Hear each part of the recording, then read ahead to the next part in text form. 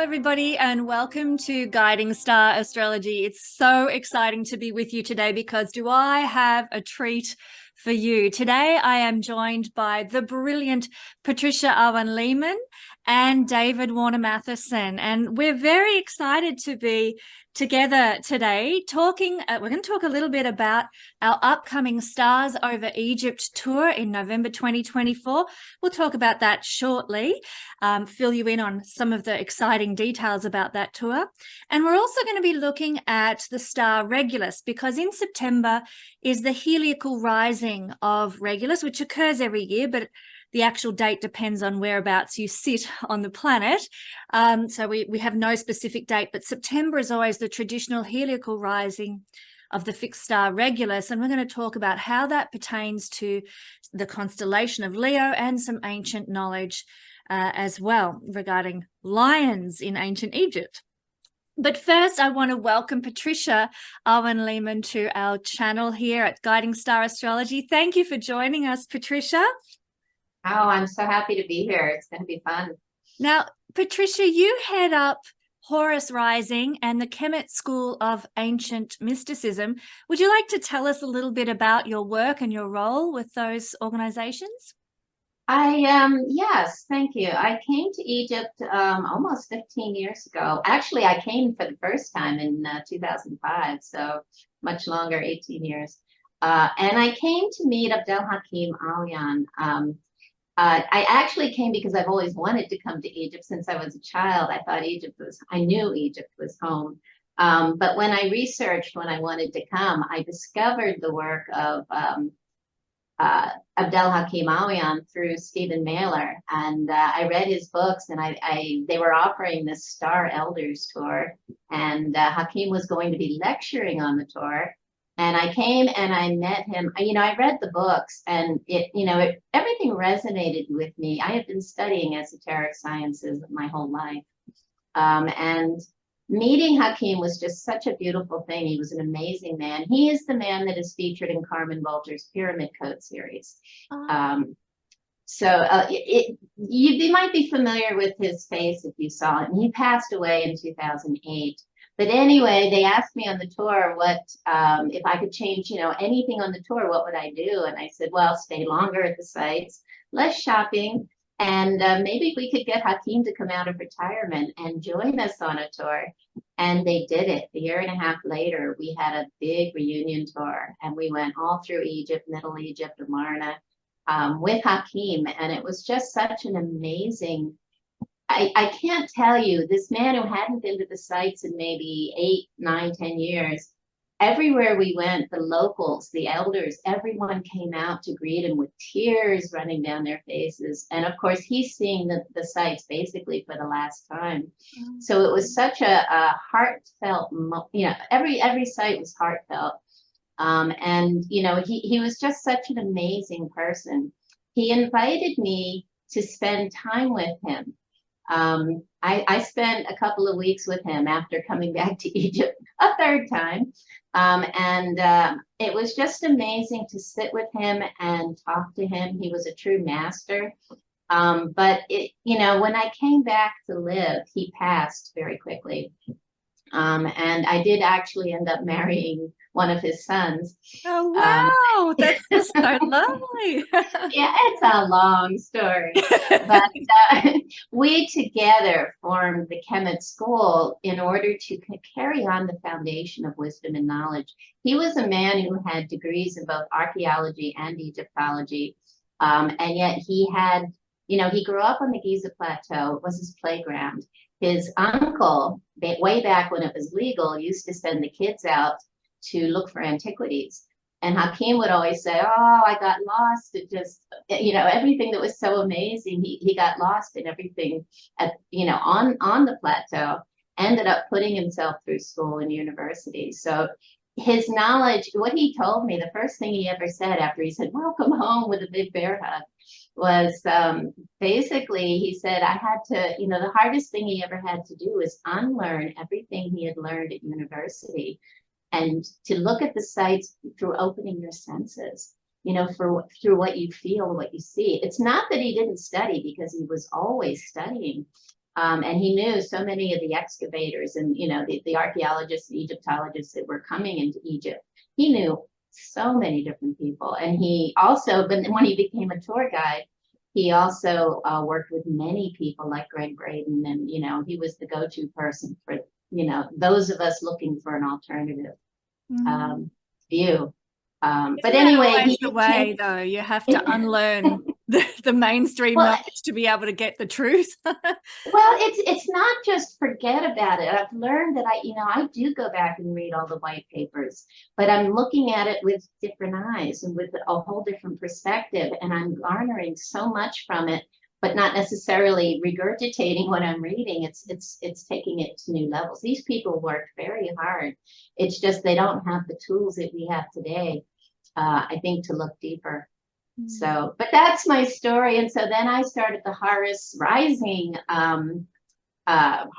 Productions in order, because I'm taking this to a whole different level with the symbolism and mythology, and really taking a look at things differently. I don't want to rely on saying everything I'm saying is Hakim's, because that's not really fair to him. But I will always shout that, you know, he was the foundation of what, you know, I'm bringing forward. And I wanted, you know, I didn't have enough time with him. And I wanted to really look at what he was saying and find out why he said it. You know, why he said the things that he did. And now as I go through the temples, you know, after 15 years, I'm still looking at things and thinking, oh my gosh, this is where he discovered this, you know, and I'm probably wrong, but it's all there. It's all everywhere. The knowledge is just incredible. And so you're going to be the keynote speaker and tour host of our trip in 2024.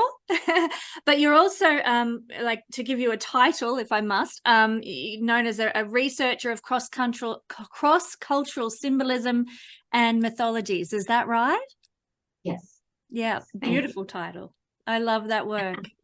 Thank you, Patricia. We'll talk a little bit more about the tour in just a second, but I want to just honor David, who's here with us. Many people on this channel know David.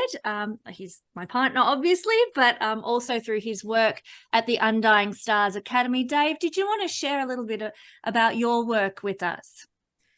Sure. Well, thanks, Kesenya and Patricia. I'm really excited to be part of this exciting upcoming adventure in 2024, and going to Egypt for my first time. But I've studied the Egyptian myths and tracked them to the stars, and I've written about that. But I've really loved Egyptian culture since I was a child as well, Patricia. I don't know if I said this before in a previous, if we've had a recorded session where we shared it, but when I think I was maybe 7 or 8 years old, the Tutankhamun exhibit was going around the world, and it came to San Francisco, and I grew up in the San Francisco Bay Area. So I was in either grade 1 or grade 2 when that came, and we went and saw it, and it was just, I was just mesmerized by all the, you know, gold. They had the actual mask and the, you know, the goddesses around the 4 corners. And I just remember making mummies out of popsicle sticks with masking tape. And I used up so much masking tape. The teachers said, you know, you can't keep making mummies out of masking tape and popsicle sticks in class. But anyway, I'm really looking forward to this coming up in 2024, Patricia and Kesenya. And did you want to share, David, with us a little bit about your work and what you do at Undying Stars? Yeah, so, and I do have just a really quick presentation with some visuals if we're ready for that. But not yet. We'll get to that shortly, but just a little bit about who you are for people who don't know. Sure. Well, the shortest way to explain it is I have, for the past 13, 14 years, become fascinated with the connection between the myths and the stars. And as I was just explaining, I've been fascinated by the myths since I was very young, and by the stars since I was very young. But I didn't really start putting those together until I read some of the works of Graham Hancock, and then he pointed towards an earlier work, Hamlet's Mill, and I became obsessed with this connection between the myths and the stars, and I pursued it even further to find the connections between the world's myths and the constellations, to where I could show that the stories and the figures are based on the stars. And that is a worldwide phenomenon. They were hinting at that in Hamlet's Mill. And I, became obsessed really with finding the evidence and mapping that out. So when I say the world's myths are based on the stars, I mean figures like Moses and stories like crossing the Red Sea that are in the stories of the Bible are based on specific constellations and parts of the sky and the cycles of the heavens. And it's the figure of Maui in the Pacific, or many of the myths in Central America that have survived, like the Maya myths, or in Australia, in Africa, the Greek myths. People know a little bit about, oh, well, there's a constellation called Perseus, and there's a myth called Perseus, or about Perseus and Medusa. It's all based on the stars, the Norse myths, all the way around the world. And I can show that with compelling evidence for myths around the world. So it really connects us. It connects all the way around the world. And the myths of ancient Egypt are part of this system. In fact, it's so ancient. This system is already present in the earliest myths of ancient Egypt, ancient Mesopotamia, including the texts of Gilgamesh, ancient India, in all the Vedas, the stories of the different gods and goddesses in the Vedas of ancient India, ancient China, ancient Japan. It's worldwide. So that's what I've been working on. Thank you. And you can follow more of David's work through the Undying Stars Academy. Do one of his courses to learn about the ancient mythologies that come from various places all over the world. And also he's written 9 books on the subject, with a new one in the wings, I do believe. And Patricia, if you want to know more about Patricia's work, check out her Horus Rising Productions and do come on a tour with us. Now, that having just said that, Patricia, I'm going to just handball over to you to tell us a little bit of detail about this tour of Egypt that we're excited to be participating in November 2024. What does everyone need to know about the trip? Well, after David does his slideshow, I did bring some slides of some of the sites that we're going to see, and we can talk about that. But the title for the tour comes from David and Kesenya, and it's perfect. Stars over Egypt, which I'm so looking forward to this because of bringing together the 3 of us with our different areas of expertise, being able to discuss that, our bodies of knowledge inside the temples, outside the temples, looking at the stars. It's really exciting for me because it's a field in Egypt that's not really been studied. The Egyptians don't really study the stars here in Egypt, and a lot of the tour guides will come to me and because they don't understand it. And I'm basically an amateur at it. When I was in grade school, I used to actually do horoscopes for people. I had my own little ephemeris, and but totally amateurish. But these are things that have always interested me as well. But, actually being able to discuss it with the 2 of you when we're at the sites, I think it's just going to be exciting for everyone. But we will actually, we're going to stay at some of the nicest places in Egypt. We're going to start off at the Hyatt Hotel, which is a brand new hotel. I think it's only been open for 2 years. And it's really a beautiful place, lots of little restaurants, and very close to the Giza Plateau. And then we'll start off in Giza, and we'll see Saqqara, which, again, I'm going to go through all of this. And of course, the pyramids. A lot of people just go straight to the south. And I think when people come to Egypt for the first time, even the second or third, they want to see the pyramids first.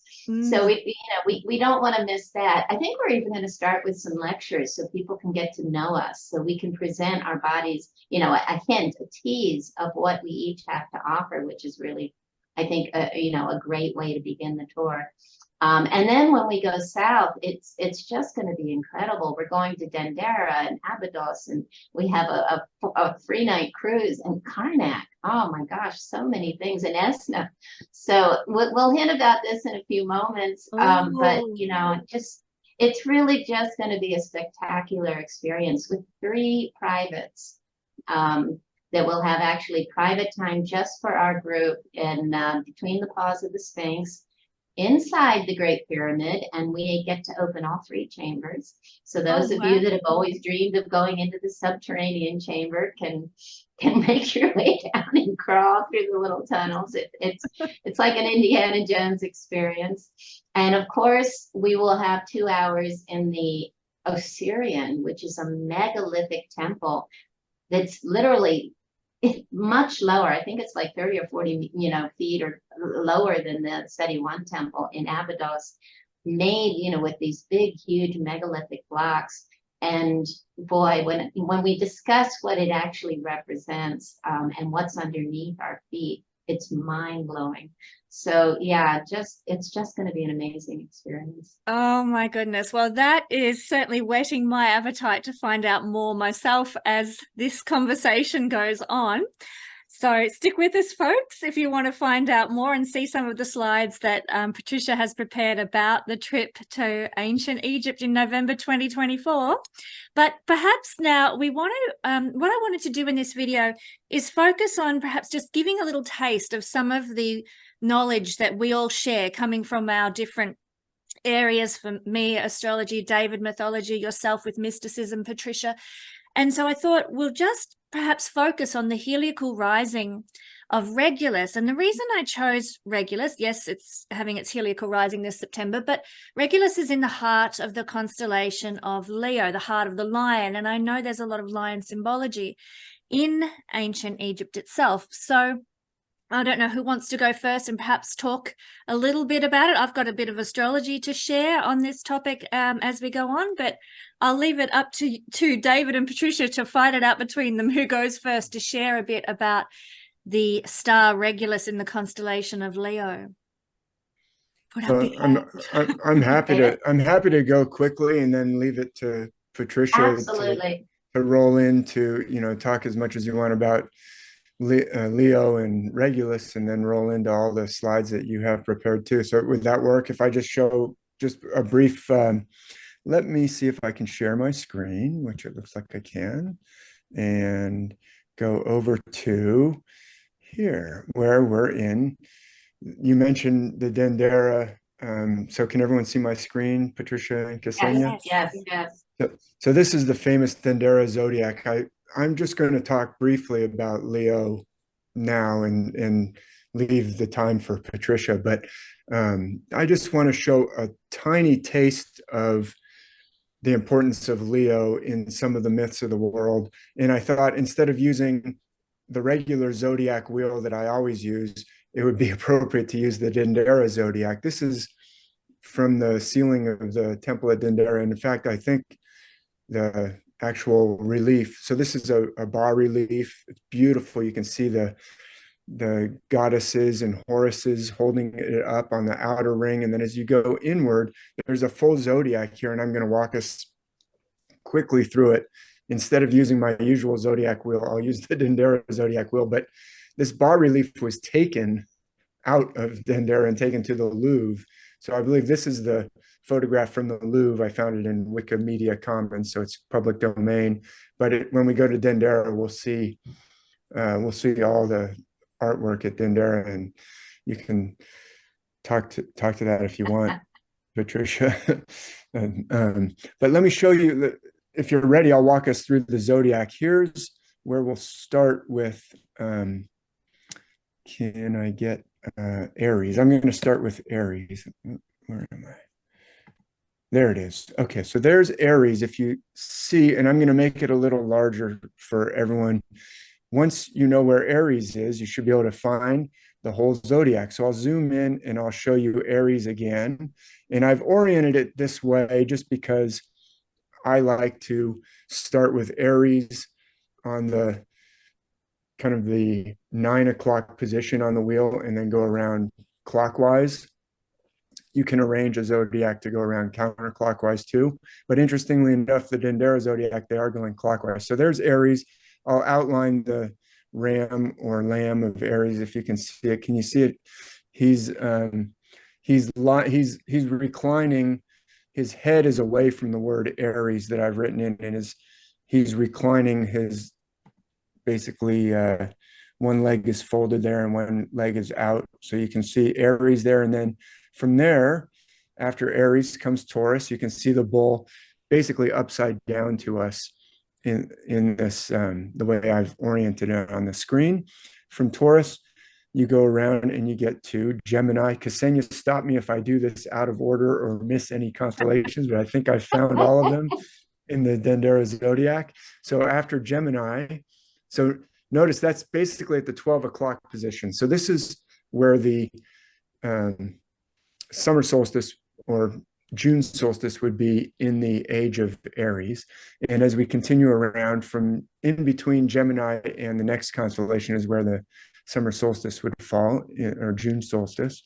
So there's Cancer. You can see it looks like a big circular bodied crab with the legs on either side. Can everyone see these pretty well on my screen? Yeah. So after Cancer, that's when we get to Leo, and the Dendera zodiac puts Leo there. You can see Leo. You might think, what is that lion doing on a sled? It looks like he's on a Christmas, sleigh there for Christmas, but he's actually standing on a cobra who's rearing his head right in front of the mouth of the lion there. So that's interesting because there's a constellation called Hydra. It's a very long serpent, and it's important. I point it out now because it's important for this stela from ancient Egypt that I'm going to show in a moment. But that long cobra or Hydra actually stretches underneath Leo and even underneath the next constellation in the zodiac that I'm going to point out, which is Virgo.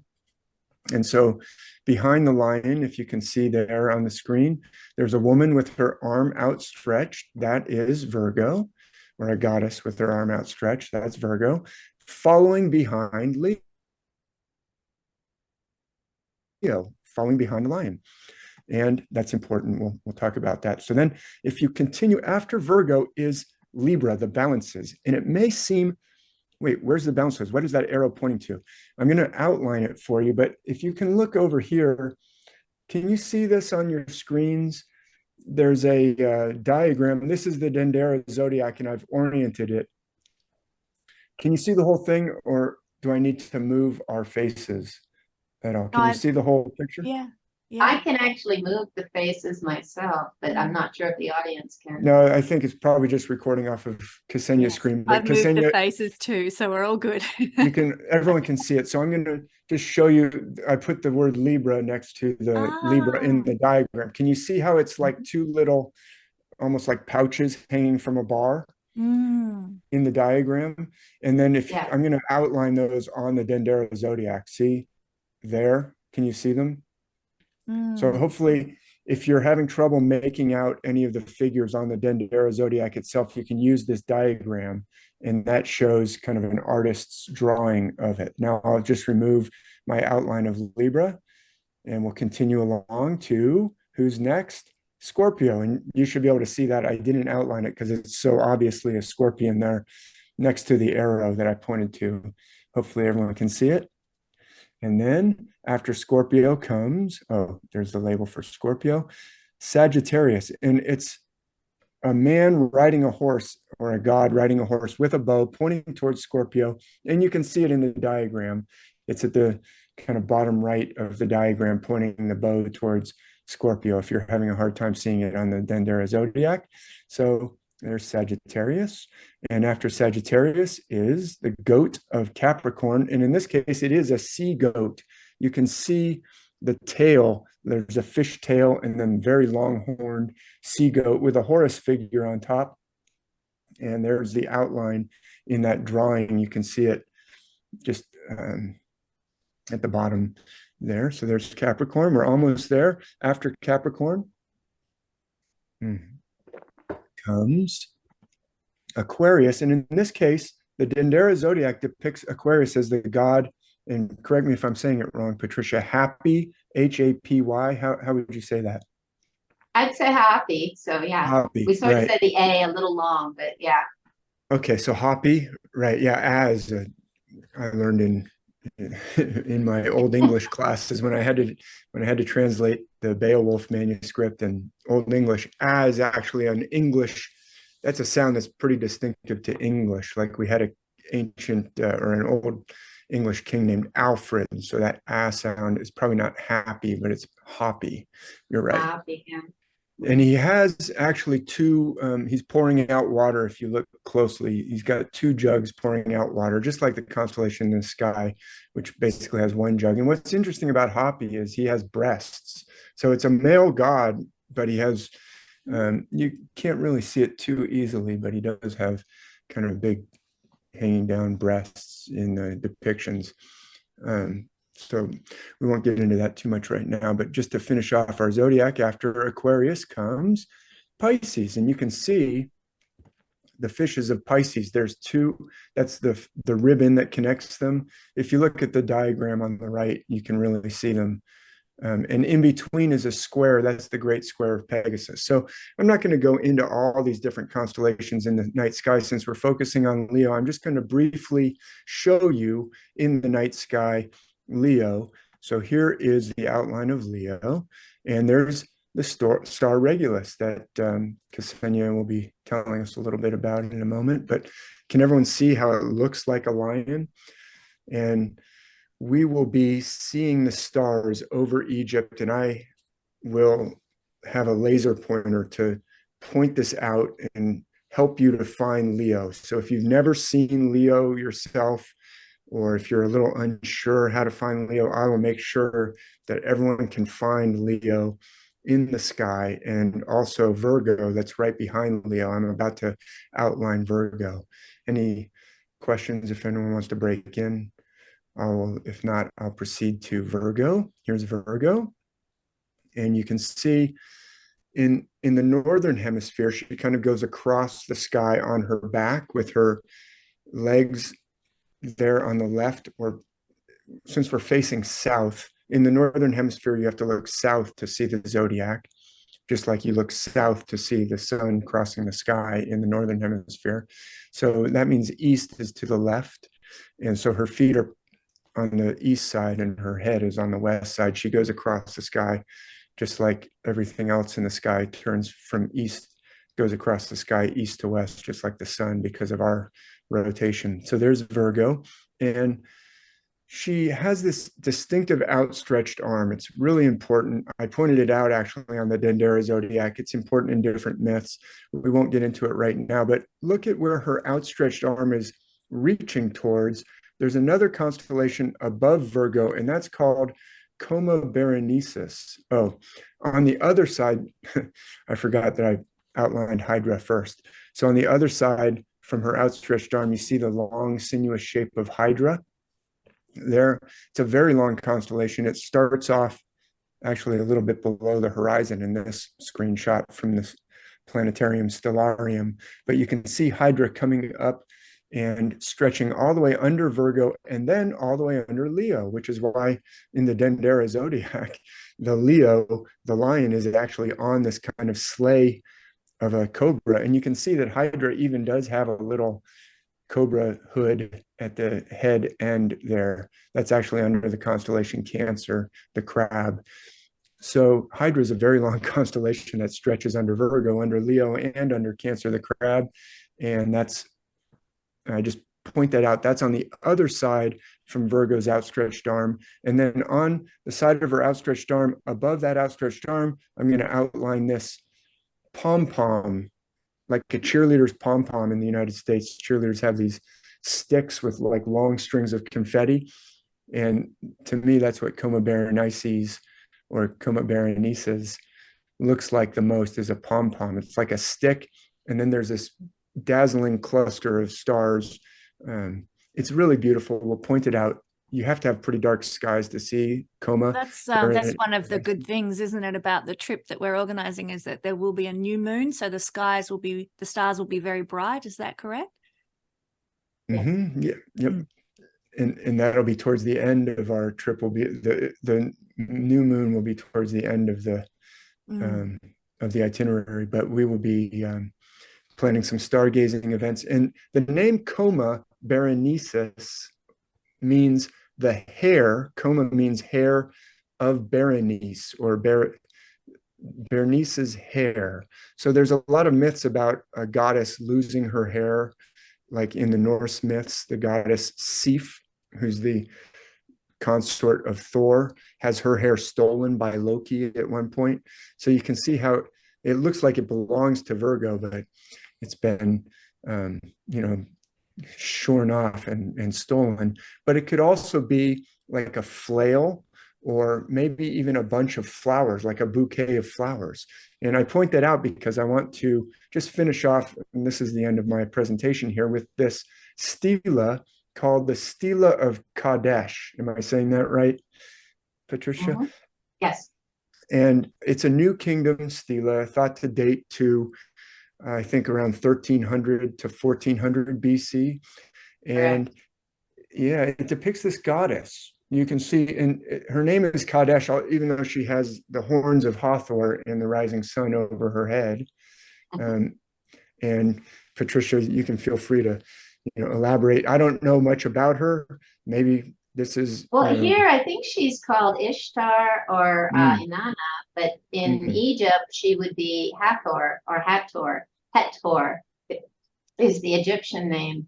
And yeah, holding the serpent in one hand and maybe wheat in her other. But yeah, here obviously maybe representing Virgo. Interesting. And riding the lion, which is very important. The feminine netters, we call them netters, forces of nature, where we get our word nature from netter. Lions are very divinely feminine in Egypt, and they represent currents, which can be nurturing or violent, fighting.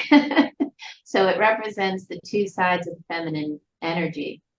So yeah, very interesting. And also earth currents. And I will talk a little bit about that, but yeah, and in front of her on the left side is Amun Min, which is showing the fertility of the land. Amun represents a descending cycle that we're in, and like a night cycle. So yeah, and probably the king on the right side, the current king. Yeah, well, thank you for that explanation of all the different figures in here. So what I was going to point out is that, that fact that she's on a lion, a lot of times we'll have a goddess who's drawn in a chariot by lions. And we saw just a moment ago how Virgo is right behind Leo in the sky as they move from east to west. Virgo follows Leo. There's a lot of goddesses around the world who are drawn by lions or some other big cat, or Freya in the Norse myths has a chariot that's pulled by cats. Cybele is pulled by lions or panthers. Rhea and other goddesses in ancient Greece. So and other goddesses also stand on lions. So we can see, as you pointed out already, there's a serpent on this side. Interesting. We showed how there's a serpent on one side of the outstretched arm, and then the outstretched arm, we saw that was pointing to Coma Berenices, could look like flowers or a bouquet. And in fact, when Persephone is grabbed by Hades and pulled down under the earth, she like flings up a bouquet of flowers. She was gathering flowers right when Hades took her down under the earth. So that I'm convinced that Coma Berenices could be a bouquet of flowers sometimes, or maybe these are maybe they're lotuses, or maybe they're papyruses. I don't know, but it's I think in some cases it changes. So I think you're absolutely right. On the ceiling at Dendera, she's holding a shaft of wheat. Yes. But it did look like the so many different things. Yeah. Yes, and so the sheaf of wheat being associated with Virgo is still, even today, or in the 1800s, you'll see Virgo depicted holding a sheaf of wheat, and then we'll get to Amun Min in a moment. But he's holding like a flail over his head in kind of a distinctive gesture, and then he has a, erection there. It's fairly large, I would say, maybe fairly large and prominent. So we'll see, how could that relate to the stars? Let me show, I'll finish off. So here's basically the same region in the sky that we were looking at a moment ago, but I've tilted it because I want Virgo to be a little more oriented with the stela of Kadesh. So I'll outline Virgo again, and there's the Coma Berenices right there on the same side with the whatever plants that are being held there. And then Leo is actually disappearing beneath the horizon over her head, but you can actually see the tail of Leo as he disappears behind the tree below the horizon in the west. And then also to the right of Virgo, you can see Hydra, just the very tail of Hydra, also concealed beneath the horizon. But the reason I chose this particular part of the sky is I'm going to show you where I believe Amun-Min is. I do talk about this in a book that I published in 2019 called The Ancient Worldwide System, where I go around the world. And I have a few chapters on Egypt, and I talk about this, the phallic symbol, and there's even a creation story that involves one of the gods basically masturbating and creating the universe. And the god that is actually on the constellation that's actually on the correct placement with this stela that has an upraised weapon in very distinctive posture is the constellation Hercules, which I'm outlining right now. If you can see it at the bottom left of your screen, usually Hercules has this big, deep lunging posture, but a menacing raised weapon overhead on that left side of the screen, as you see it, that matches right up with the left side with the flail of Amun-Min. And you can see the way I've outlined Hercules, this is this deep lunging posture, but Amun-Min isn't in a deep lunging posture. So we could imagine that forward leg a different way. And the myths weren't shy, obviously, about sexual things. There's sexual content in myths, and sometimes it's bizarre and sometimes it's disturbing, and it's based on the stars, I would argue. And it's talking about truths in an esoteric way. But if we take them literally, we get all, discombobulated. But let me just show, if we were to redraw that leg, let me move that. We could imagine the stars connected a different way. You could have this line go there, and that could be his forward leg. And then you would have that. If you squint at the screen and just look at the outline, then you'll see how it's a particular part of the male anatomy there, right there on the stela of Kadesh. So not to focus too much on that, the centerpiece of the stela is, of course, the goddess. She's on the lion. There are so many stories around the world of goddesses on lions. And then the final thing I'll say just before I finish off, if you think back to that zodiac of the Dendera zodiac and the wheel that we looked at, the interesting very first myth that I started to see this connection, and it came from Hamlet's Mill, talking about Samson. They have a whole chapter on Samson, and they talk about, well, the whole story of Samson is this grand tissue of absurdities, they call it. But then they say it's celestial. And in the Samson story, it's really interesting because he is going down to see a woman, but along the way down to see the woman, he runs into a lion. Samson runs into a lion, and then he slays the lion with his bare hands, and then he proceeds to go down and see this woman of the Philistines, and she pleases him well. And then he goes away and he comes back, and after a time he turns aside to see the lion and encounters honey. And so if you look at the wheel of the zodiac going down from the summer solstice, you will encounter the lion before you encounter the woman or the virgin or Virgo. But if you keep going around and come back, you'll actually encounter Cancer, the crab, before you encounter Leo. And in Cancer the Crab, there's this beautiful star cluster that's called the Beehive Cluster. And so Samson he finds bees in the mouth of the lion, and he takes out something sweet to eat, and then he turns it into a riddle. Now, they don't talk about all of this in Hamlet's Mill. They kind of talk about it rather vaguely.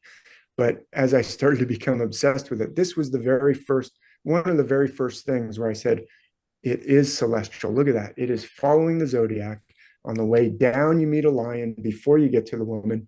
Then when you're coming back after the whole year, he comes back after a time, the Bible says, then he encounters sweet honey in the mouth of the lion, just like you find it's in the proper order, is what I'm saying. So this connects all the different myths of the world, including the stories of the Bible. And I will stop there, and I will find the button to stop share. And so I worked in some Leo for you, Kesenya and Patricia. I'll hand it back to you. That's great. Thank you. Wow. Now, this is just a taste, my friends, of just what you might experience on the trip to Egypt in November 2024. Bit of mythologies relating to what we're seeing in these ancient sites. It's going to be so exciting. I'm going to handball, as we do in Australian rules football, over to Patricia now to talk a little bit more about lions and ancient Egypt. Well, do you want to go ahead and tell us the astrology? And then when I start, I just segue right into the I like that idea. Yes. All right. Okay. So I've got my notes printed out. So forgive me if I'm looking down, but I want to tell everybody a little bit about Regulus as a star to begin with, because we're looking this month, as I've said a number of times, at the Heliacal Rising of Regulus. Now, it's the brightest star in the constellation of Leo. As we've seen, Leo and lions were quite significant in ancient Egyptian art and depictions. So this was the brightest star. In fact, it's one of the brightest stars in the whole of the night sky. It's also in ancient Persia, it was known as one of the royal stars, and there was 4 of them. 3 of them sat on the ecliptic plane of the sun. The star Fomalhaut did not, but it was also one of the 4 royal stars, known as the Watcher. The Watcher of the North was Regulus, and there was 4 watchers, Watcher of North, South, East, and West. So Regulus was the Watcher of the North, and it was connected, some people believe, to the Archangel Raphael in biblical texts. But just a little bit more about the astronomy of Regulus. It was first mentioned, sorry, I'm just looking at my notes here. It is about 77 light years, they believe, away from the sun. And it's actually not a singular star. It's, as the majority of stars in the sky are, it's a cluster of stars, a quadruple star system. So 4 stars that come together and have the look of one because they're so close, and these 4 stars are organized into 2 pairs. So it's really the Regulus system that we're seeing when we look up at the heavens, but it looks like one star. And it was first mentioned, I have here in my notes, in ancient Egypt as being used by the goddess Sekhmet. Now, Patricia, I hope I'm saying that right. My pronunciation is not always the best. Am I saying you're very close, and everyone has trouble with it, but yeah, it's Sekhmet. Sekhmet. Because you have the KH, yes. Yeah. Great. Thank you. That's helpful. Very helpful. But yes, in 3000 BC was the marker of the summer solstice. So the heliacal rising, well, that's now changed due to precession of the equinoxes, but Regulus was the marker of the point of summer solstice. And one of the earliest references that we have to Regulus as a star was in ancient Persia. And this is where it came under the name Venant, and then Mayan, M-I-Y-A-N. So it was known as those 2 stars before it became known as Regulus. In Arabia, Regulus was referred to as, oh boy, my pronunciation, Malakiyy, Malikiyy, which according to information that I have is known as the kingly one. And that's really interesting because I'm going to talk just very briefly in a minute about the influence of Regulus astrologically upon us, especially if we have key points in our chart conjunct with Regulus, it gives kingly qualities. And this is part of the reason why the lion as a constellation, Leo, the lion, is known as giving these kingly energies. So the kingly one, mostly coming from this star Regulus. Okay, so talking about the astrology, for those who don't know, it's located at 29 degrees, or has been located for many of us at 29 degrees of the constellation of Leo in tropical astrology, but in recent times it has moved to 0 degrees of Virgo. So it's crossed tropically because of precession from one constellation to the next. Now, Ptolemy believed that this star, Regulus, carried the nature of Jupiter and Mars. And Jupiter and Mars, when they're combined in astrology, gives leadership qualities, again, that kingly energy. So it's considered that if you have Jupiter or Mars, or both if you're very lucky, at the 29th degree, or the 29th degree of Leo, 0 degrees of Virgo, that it would then amplify those kingly energies in your personality and your character. So if you have Jupiter or Mars, it's a very powerful placement if it falls in a conjunction with Regulus, especially as, like I said, there's only really 4 stars that fall on the ecliptic plane. We project the rest of the stars onto the ecliptic plane. So the 4 stars that fall on the ecliptic plane are Aldebaran, Regulus, Spica, and Antares. So they're the 4 main ones in astrology. So of course Regulus is one of those key stars, and therefore very powerful if you're born with Regulus in conjunction with Jupiter or Mars there. Same deal for if you have a key point being the ascendant, the midheaven, the descendant, or the IC falling at 29 degrees of Leo. Or the sun or the moon, the 2 luminaries. Now, if you have any of those points conjunct with Regulus, it's considered that you will then get the empowerment of Regulus in your life. And in ancient India, they believed that a lot of those empowering qualities of Regulus come out when you go through what's known as a dasha season, pertaining to a season of life, basically a part of your certain period of your life when those planets that are conjunct with Regulus are amplified, and that's when those qualities start to exhibit in your life.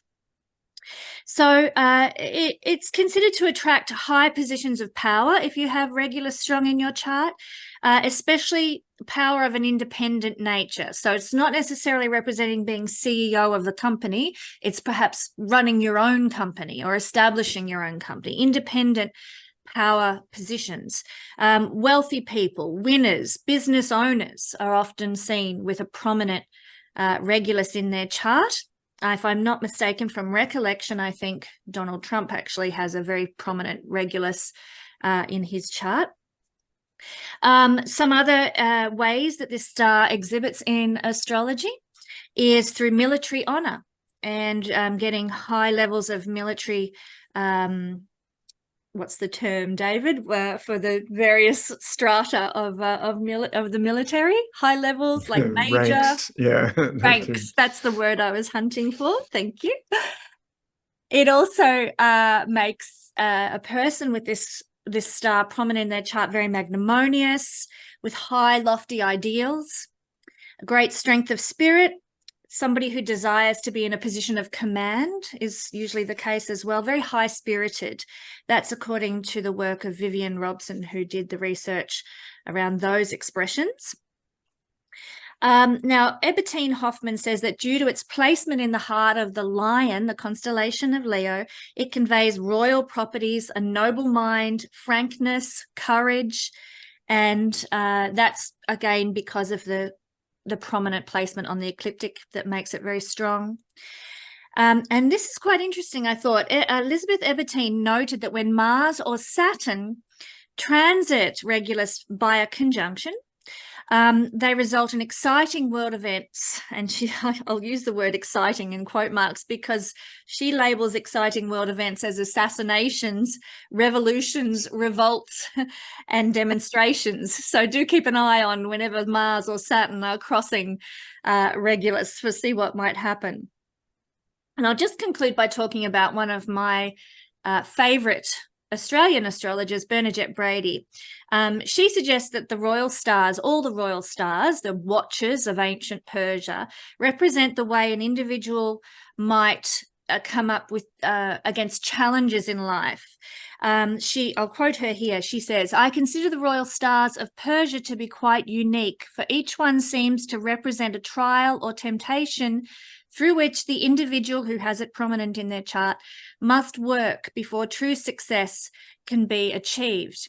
And particularly pertaining to Regulus, according to Bernadette Brady, if you have Regulus prominent in your chart, you'll be called to be very aware of the destructive nature of revenge and to consciously avoid seeking revenge in life. I don't know if that may tie into some of the mythologies we'll hear talked about pertaining to Regulus at some stage, but that's the interpretation from Bernadette Brady. So I'm really excited to hear now, Patricia, what your insights around lions in ancient Egypt how they might tie into what I've just shared here about this star. And if you happen, my viewers, if you happen to have Regulus prominent in your chart, do leave a comment in the comment section below. Let us know what you've got and how Regulus is exhibiting in your life. We'd love to know how it's applying to you personally. But I'll hand over now to Patricia to share a little bit more about lions in ancient Egypt. Well, I loved everything that you said, both of you. But as you were talking about the kingly qualities, I actually even do a lecture on the Sphinxes representing Leo, if you will, as kingmakers, not only in ancient Egypt, but throughout time. They are the kingmakers. The ancient kings and pharaohs of Egypt like to have them. They had themselves portrayed within statues as sphinxes themselves. Many of them, so many of them, even Hatshepsut is a sphinx. She's a beautiful one of her in the Metropolitan Museum of Art. And there's so many reasons why, Leo king, king of the jungle. But you explained it so well on the astral level. It's really incredible. But with Egypt, the lion and the feline energy goes so deep. I'm going to pull up my my presentation here and share it. One moment. Okay.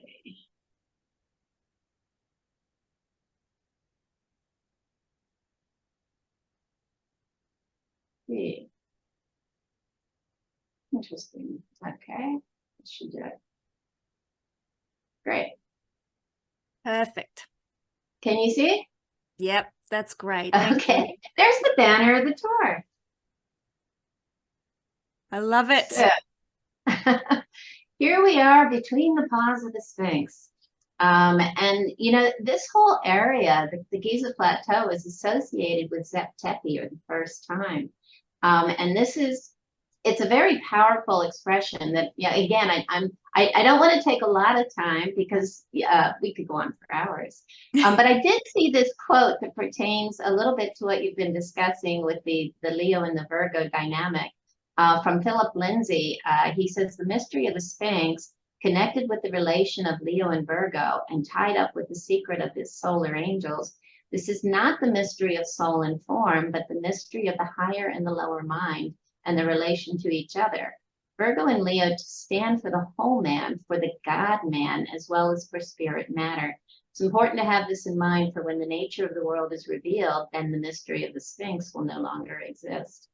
And there's so many different riddles of the Sphinx, but this concept of the Sphinx being a golden gate it's a gateway between the two realms, the form and the formless worlds. And this is actually the stela of the dream stela of Thutmose IV. And what's interesting is it represents, you see the two lions facing outward. And this is basically the Aker of the sun rising on the horizon. But you see the solar disk above, and the winged disk represents, basically, it represents noon. In ancient Egypt, they had the term Un is actually where we get the word noon, and it represents a highest cycle of consciousness. And I call it shadowless consciousness. And it's when Horus becomes one with the sun. And so it represents like almost a moment of silence before Zep-Tepi, when everything begins, a place of no time and no space. And the story is Thutmose falls asleep at noon and has this dream of himself, the Sphinx. He tells him if he cleans the whole area, all the sand away, he will become the next pharaoh. He was not in line to become pharaoh. And most people write this off as, a propaganda story to promote himself as the next king. But he does become the next king. And this is actually the Aker itself. And I love that it really represents this moment in such a beautiful way. It's basically the sun rising on the horizon. And here you have Zouaj and Sefer representing yesterday and tomorrow. And that moment in between is that beautiful, timeless moment, the now moment that we all seem to get lost in a linear expression of reality, perception. We get lost in our memories and our expectations of the future, and we forget to stay present in the now. And they show this image of Ra, basically, and he's riding the cobra, and the cobra has the double crown, which represents the unity of Upper and Lower Egypt. And in Egypt, that can mean the two hemispheres of the brain. So it's bringing together the two, it's almost like transmuting your duality for that moment, that now moment, when the sun rises. And I just wanted to point out, too, that the symbol underneath this horizon, it's a symbol for the horizon with the sun rising at dawn, but underneath it is the symbol for time. It's Nehe. And you're seeing the symbol of the crooked line going across. That's N, but it's the symbol for water. And water is life force. And this is what the lion represents in Egypt, life force energy. Whether that be currents, earth currents or water's currents. Water is held to be life force in Egypt, in ancient Egypt. Dehydration is death. And so Set was always associated with the desert. And of course, life is associated with life force, is the green, lush lands, the floods that would come, representing all these different cycles that we experience. And also that symbol of the sun between the two spirals is represented as Aten. That's the Aten, and Aten is at one-ment. It's the atonement, if you will, celebrated by the Hebrews, but it again represents that first breath after that moment of silence. Aten is that, again, the highest expression of consciousness after the moment of silence. So again, lions in Egypt are really powerful. I'm going to show you in a moment a symbol that represents the goddess Seshet, and she wears the leopard skin. And what I've discovered through all my research is in Egypt, you could only wear the leopard skin. The high priests could only wear the leopard skin if they had the ability to discern, to feel the currency, and then be able to harness and navigate those currents. And I've discovered this same dynamic throughout the world. It can be the panther skin in South America, or the cougar, or it can be a lion skin, but that feline energy represented as currency. And here I'm introducing you to Hakim, and feel free to jump in at any time. This is Hakim. He on the right side. the image here, and he is the man I was talking about. And as I said, you might recognize him. But he gave us such a beautiful legacy. He even changed the nature of Egyptology itself with some of the things that he came forward with. And one of the things was this symbol that you see on the left. You see it in Egypt, and everybody says, "What does the X mean?" Well, it basically can be a city, it can be a town, but it's the place. And I kind of tease with X marks the spot, but it represented where they would place. They could feel the currents of nature, and as we devolve, they begin to create tools for measuring the currents. Or they would look at the land, they would look at how the plants were growing. But they knew that where the currency, the power places were. And almost all the temples are, you'll find that they're harnessing the power of the currents of water, underground subterranean water. And in most cases, you'll find two currents that cross, creating a portal effect. And this is what actually enables them to build living structures. You know, these structures are alive, and they're harnessing all the currents of nature, as well as the types of stone that they use and the alignments with the heavens. Wow. So it's the place that's significant in every aspect. He called the pyramids pernetters, and I had just mentioned that netter, you know, netter we say represents God, but they didn't see God, the term or label God, the way we do. It was a force of nature, and it was based on the consonants NTR, from which we get the word nature, eternal, natal, nurture. It's just everything for them was about these forces of nature, and they revered them, and they used implosive technologies in sync with nature's currents in order to construct these megalithic temples and pyramids and everything that we see today, and scratch our heads and say, how did they do it? It's just incredible. So he said the pernetter was house of energy. So this was the place that held, you know, we know Chris Dunn talks about the Giza power plant. You know, these are places where energy is harnessed. And again, we can talk on the tour. There's so many different theories about how this energy was harnessed. I think it was harnessing energy for keeping their lives accustomed to, you know, they were able to keep all that ability they had. It was creating energetic fields where it was nurturing nature, agriculture, and the body, mind, and spirit of the people itself. And on the right, I stuck in a picture of a wonderful restaurant that we're going to eat at. It's called the Nine Pyramids restaurant, and it's right on the Giza Plateau, and we'll have these wonderful photo opportunities with all three pyramids and a wonderful Egyptian meal. So that will be fun. That's so exciting. It is so incredible to be in Egypt. It's every moment is life-changing, and people ask me, what's your favorite site? And and I laugh. I usually go right to Dendera. Abydos is fantastic, but then I have to say it's the site I'm in any given moment, because they're all so spectacular.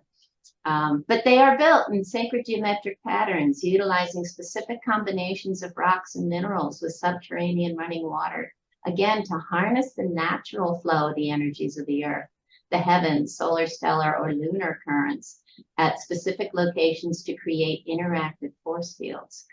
And you can feel these are discernible. We're beginning to feel these energies again today. It really is incredible. And I do say these are the halls of records that everyone is looking for. It is the temples, it is the pyramids. The pyramids contain so much knowledge about the earth and the stars and the sun and the distance from, you know, the earth to the moon and to the sun, and you know, all of this incredible information. That definition is a hall of records, in my opinion. As do all the temples embody this ancient knowing. And so I'm sorry, I apologize for going quickly, but I don't want to, you didn't tell me if we had a time limit. There's no time limit. Take your time. I'm enjoying this thoroughly. All right. Oh, great, great, great. I do have a time limit at 12 o'clock or 10 of, they might turn my power off. We're having blackouts here. So if I disappear, we'll know what's happened. You'll know what happened. But Hakim said, you know, the pyramids were per netters, but the temples were per vase, places of the soul, places to interact, where the temples is still, you know, I say they're still living, but these temples, these alive structures, were interacting with our body, mind, and spirit as we go through them. And even just the layout, so many people don't realize that as you're entering the structure, you're basically in this big, huge area where they allowed the public to go. And as you continue to go into each area of the temple, the floor, which represents earth, and the ceiling, which represents the heavens, start coming down. The ceiling comes down and the earth rises, and, you know, the floor rises until you get to the Holy of Holies, you know, and that's the place where heaven meets earth, the most powerful place in the temple. So as you're going, this expression is, again, interacting with you as you draw near to that amazing, you know, moment. But, you know, again, they're designed to operate as interactive bioorganic energy devices that can activate physical, mental, and spiritual. It's like an awakening within us. How wonderful. So we have that to look forward to as well. Oh my goodness, yes. You don't even have to be aware of it. It happens, you know, just because you're there. But if you're aware of it, I think it can be even more powerful. It's a trip to Egypt. I think what happens is stays with you probably for a lifetime, but very strongly in your dreams and in your experiences for 6 months to a year. Oh, wow. This is a really powerful alignment that occurs on the December solstice, winter solstice here in Egypt, Northern Hemisphere. And it's the sun rises. I call it the Stargate path because every temple is constructed almost, I'll talk about the Sea Matali on the tour, but it's structured, you're actually going through the center path. On either side is your polarity. There's a masculine or a negative, positive and negative charge on either side. So you're going down that center path. Well, the sun rises on the winter solstice and it ignites basically that seed stone in the Holy of Holies. And then there would have been other seed stones all the way up through the center of the structure. And we were here, this is actually my picture. We were here on the winter solstice on December 21st, 2012. And it was such a powerful experience. So yeah. And how old that site is, Patricia, do you know? I'm glad you asked that because it dates back, according to the experts, they date it back to the Middle Kingdom, basically 11th or 12th dynasty. The oldest structure they say is a Whitechapel of Senusert the first, which is a beautiful, I mean, what's funny is the craftsmanship is so much better in the very ancient times that it, you know, you can see a degradation of craftsmanship as you go through time. And also it's interesting to me that the alignment with the sun has not changed in all those thousands of years. Well, this is what I have even written below, is that what we find is there's temples below temples below temples, because as we precess, they actually rebuilt and they would quarry from the ancient structure. But as I said, the site was important. So you quarry from the ancient structure and you rebuild, and you just move it a bit to align with where the stars are at in that given moment. And you can see the evidence of this everywhere. I actually saw evidence, and I read a white paper about underneath this particular structure, you can see evidence of a structure dedicated to the bull, where here, as you're walking into Karnak, you'll see basically the ram-headed sphinxes, and Ramses, of course, is Aries. So it's literally, you know, and I know, as both of you know, the ancients understood the power of moving through these different, you know, these moments, these ages that we precess through, and how it changes the consciousness itself. Yes. Yeah, and I'll just jump in, and I didn't say it earlier, but and I don't think it takes anything away from people's desire to go to Egypt, but Patricia and I will both be speaking at the conference on precession and ancient knowledge, and these moving through the cycles of the ages that is put on by Walter Cruttenden and the Binary Research Institute. It's just a wonderful conference, and that's coming up this October, so very soon in California. And you already mentioned Chris Dunn, he'll be speaking there. And I mentioned Graham Hancock, he'll be speaking there. Kesenya will be there. I'll just say hi. If you want to meet Kesenya and Patricia and myself, and also Ben from Uncharted X, who does a lot of work there in Egypt, will be speaking. I'm really excited about that conference, where a lot of the focus is on the shifting of the ages through precession and how that has impacted our consciousness. And so that's a wonderful, it's called CPAC.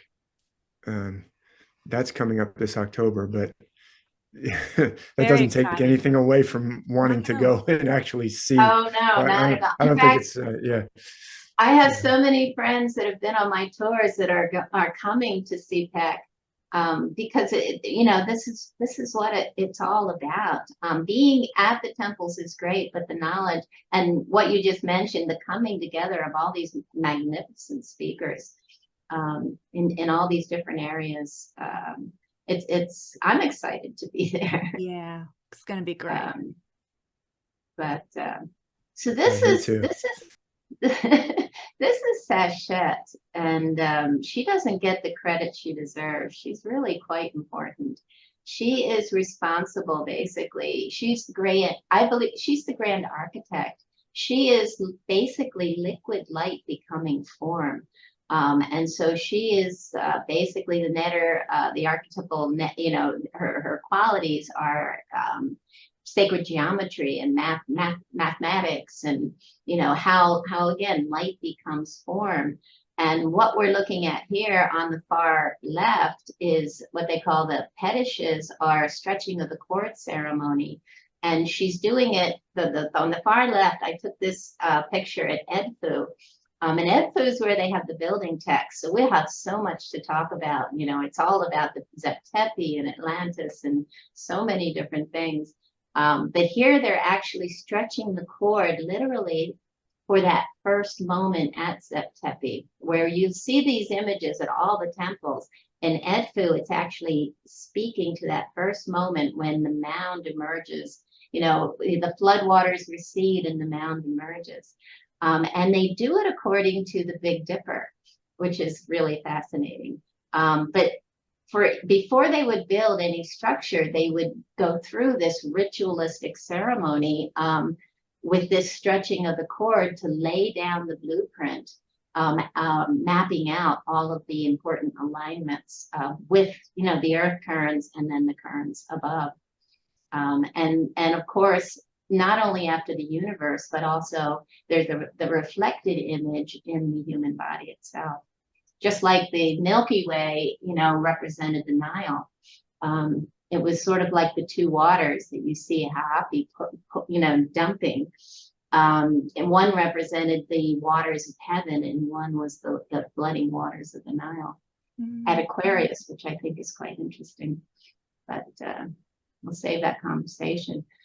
She wears the leopard skin, you can see on the right, and in some cases on this one, they're little florets.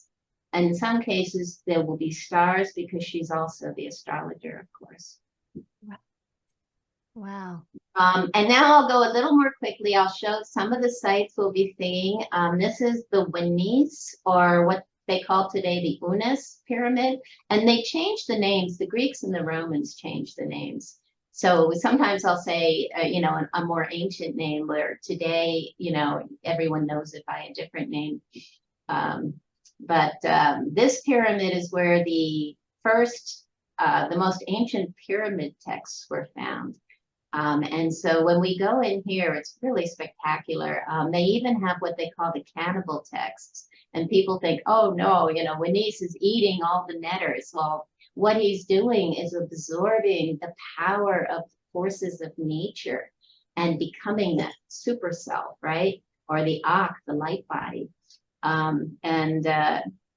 There's a wonderful book by Jeremy Nadler called, I think it's called the Pyramid Text, or there's more to the name, but it's really fabulous, where he talks about how you're moving between the form and the formless realms. It's just a really wonderful, it's Old Kingdom, 5th Dynasty. And on the right, you can see, you know, that is a pyramid, but what's happened is it's been quarried and all the casing stones are gone, the outer stones are gone. So it looks like a pile of rubble, but it was once, you know, this wonderful pyramid. And we will get to go in it. And they only opened it about 4 years ago to the public. And very powerful inside. I'm really excited about that. It's called Shamanic Wisdom in the Pyramid Text by Jeremy Nadler. And I got into the pyramid text quite a bit, actually, in my 2014 book, The Undying Stars. And so it's been a little while since I even looked at some of Jeremy Nadler's stuff, but I'm really excited that we're going to get to go there, Patricia. Oh, you will love it. And it really is spectacular. And again, the artistry of these, the Old Kingdom temples, and even Abydos. Oh my gosh. But here I have on the far right, this is inside one of the tombs right outside of the Winnese Pyramid.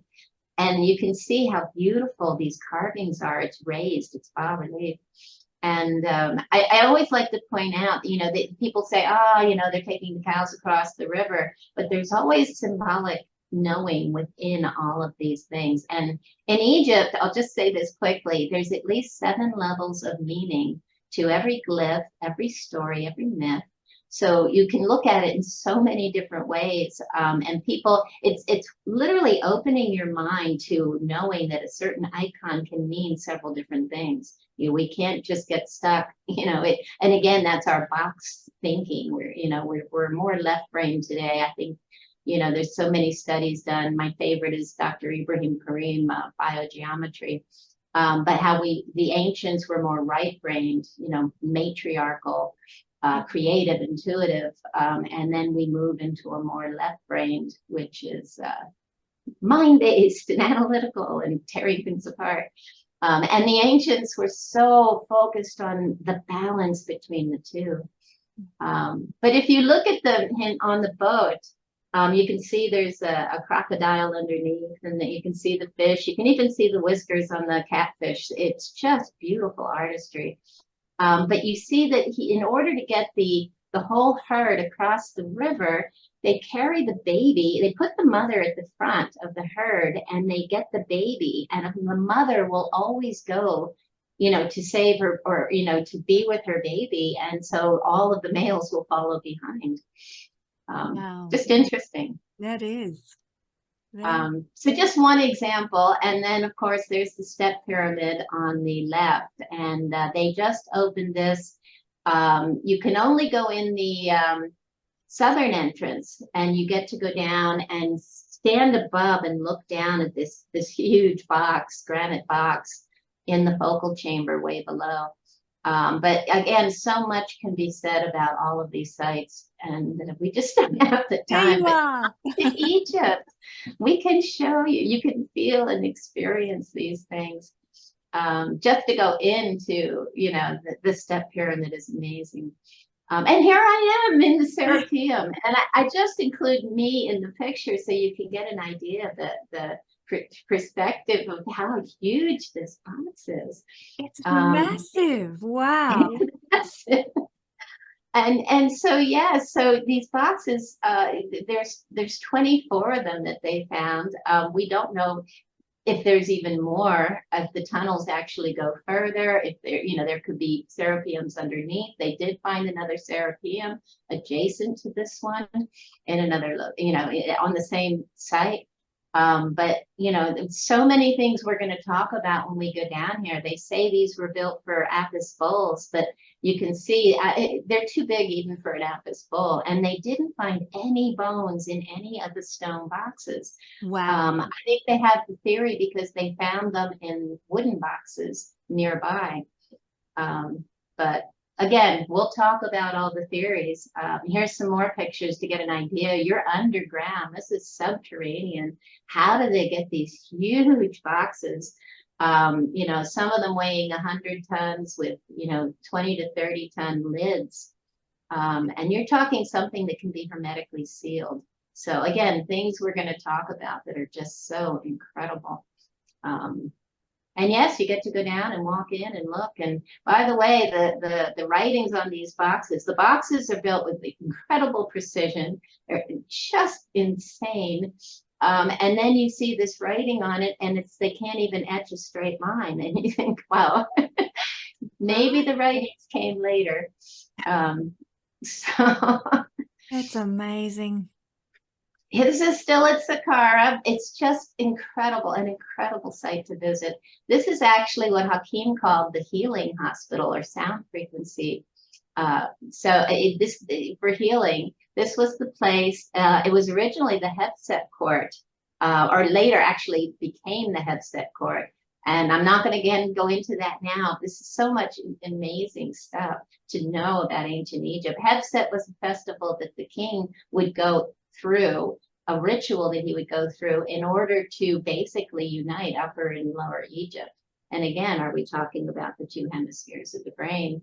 But this site was constructed in such a way with it harnessed underground running water and these shafts and tunnels connecting this patient's table that you see in the upper left-hand corner to a niche that I'm showing a picture of the niche in the center top.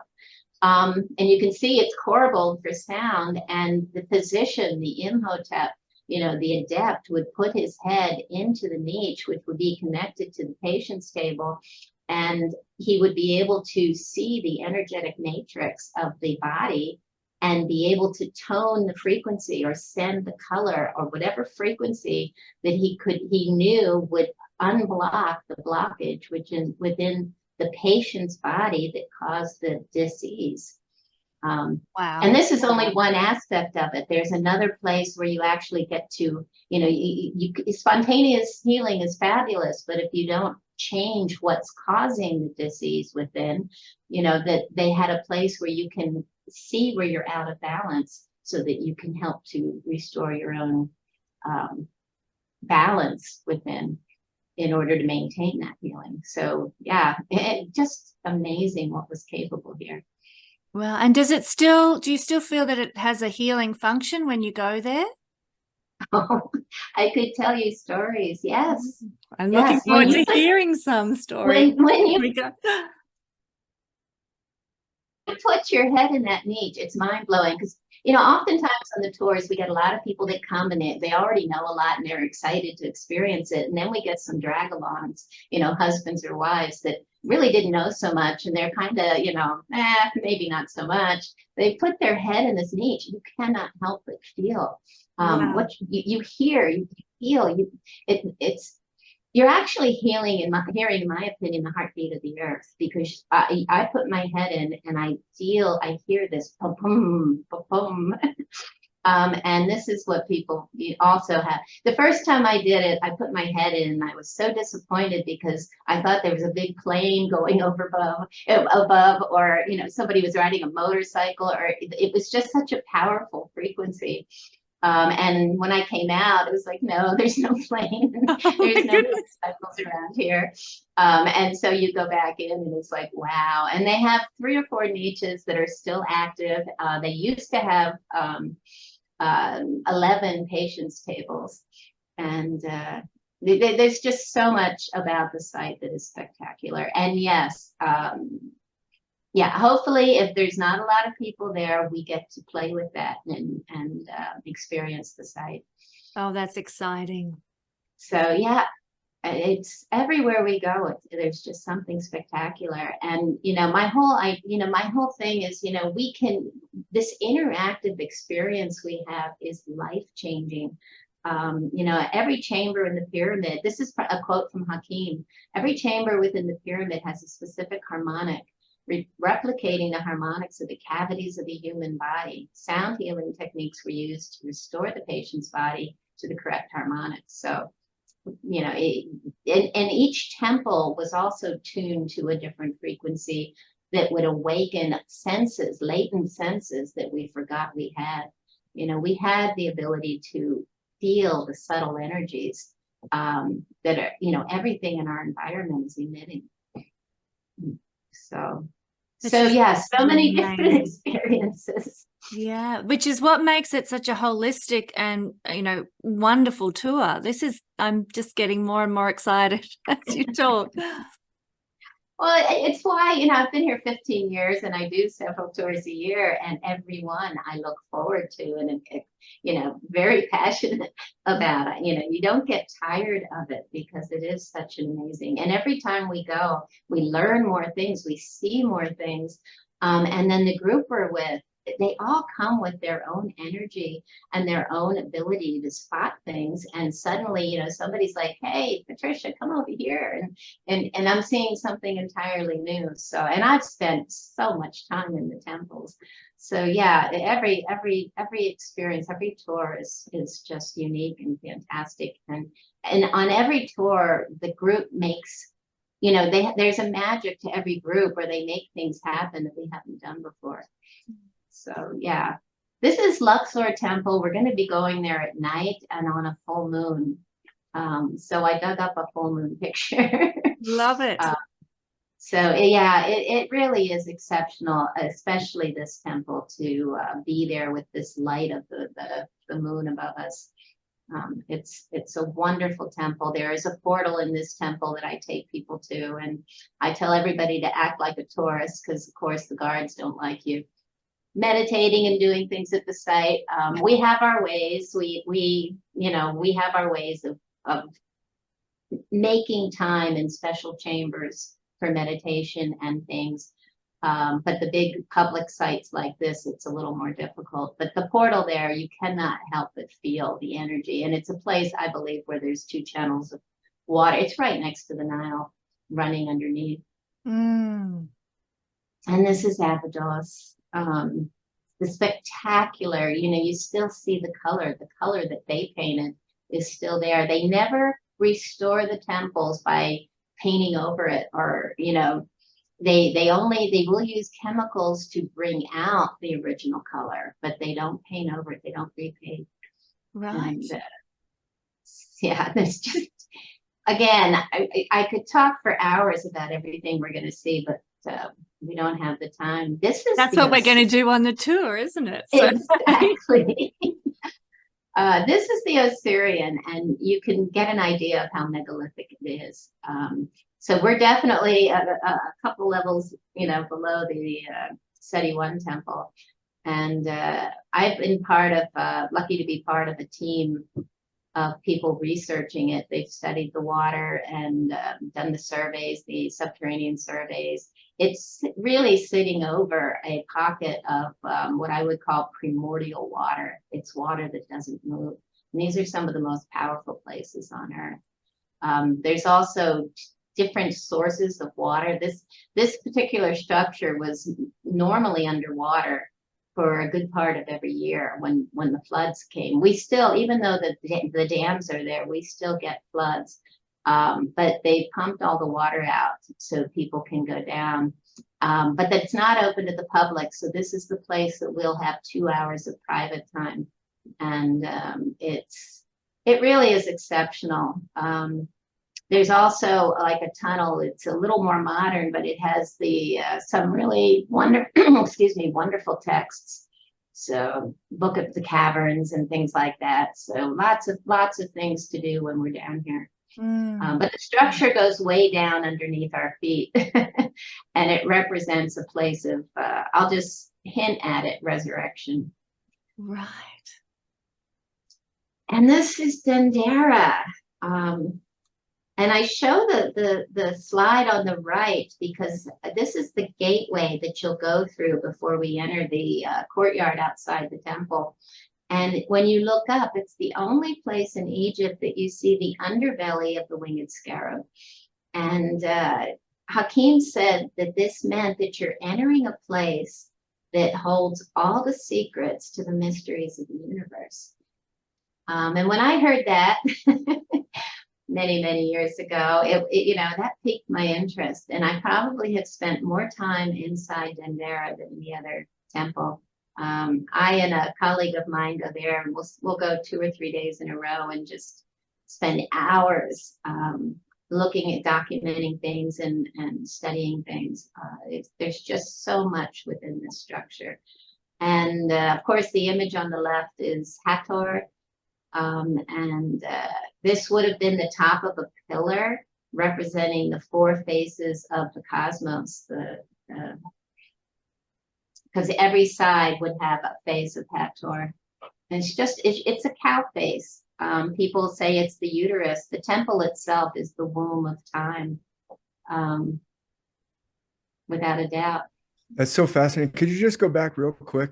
I can. Patricia, if it doesn't, just so when I was first looking at it, just so people, maybe everybody's already figured it out, but the picture on the right is looking up inside of an arch, and that's the sky on the top and the bottom. I thought at first I was looking at it, I thought that the white on the ground was the floor or something, but it's you're looking up at an arch, the inside of an arch.